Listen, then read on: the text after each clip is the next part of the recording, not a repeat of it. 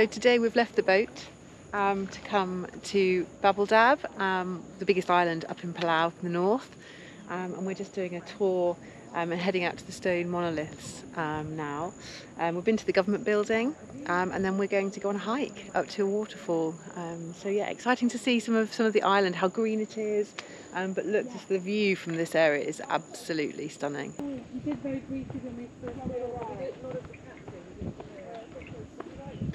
So Palau is one of 9 groups of islands in Micronesia. They've got about 340 or so islands, depending on whether you count the really small ones. Up until 30 years ago, they were part of America.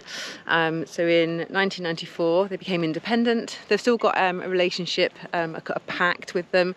So they still the US still, support them, build roads, etc.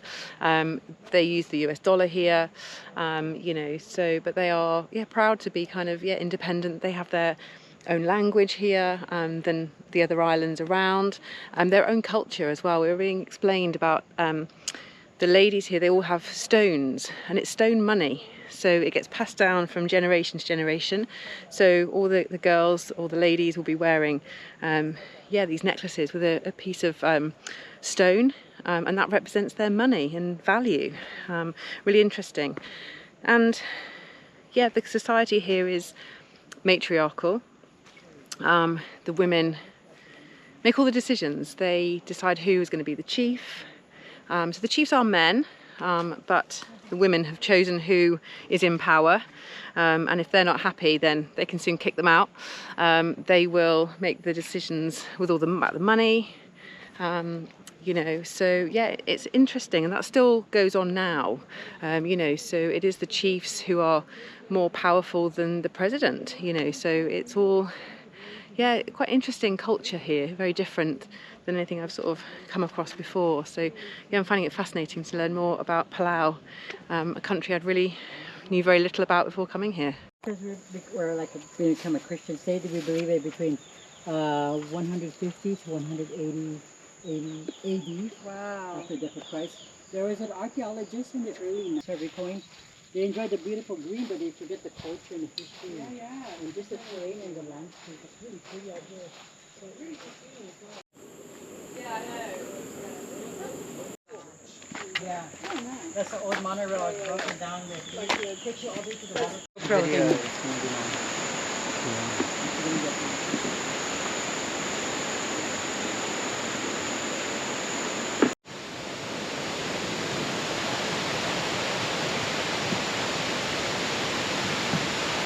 So we've just done a hike, about 25 minutes, down a bit of a slippery path, across a little bridge, and now we've come to the waterfall. So I'm just going to go round and show you where we've come out. You probably can hear it in the background. Oh, thank you very much. Amazing.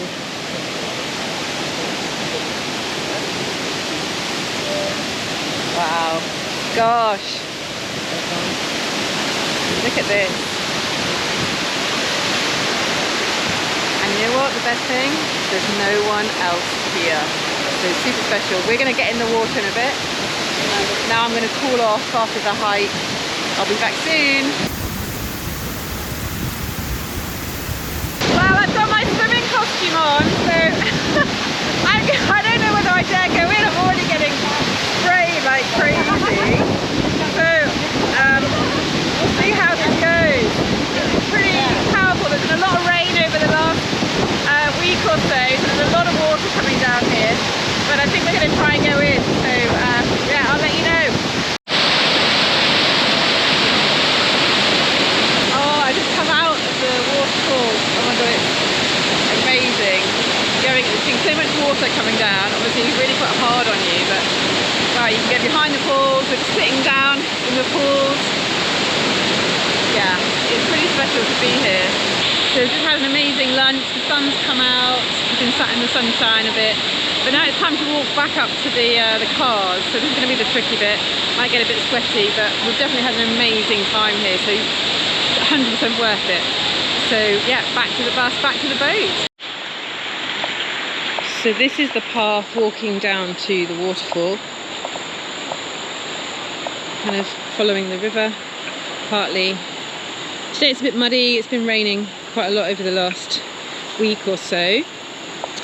But they give you sticks so you can kind of get a bit better balance.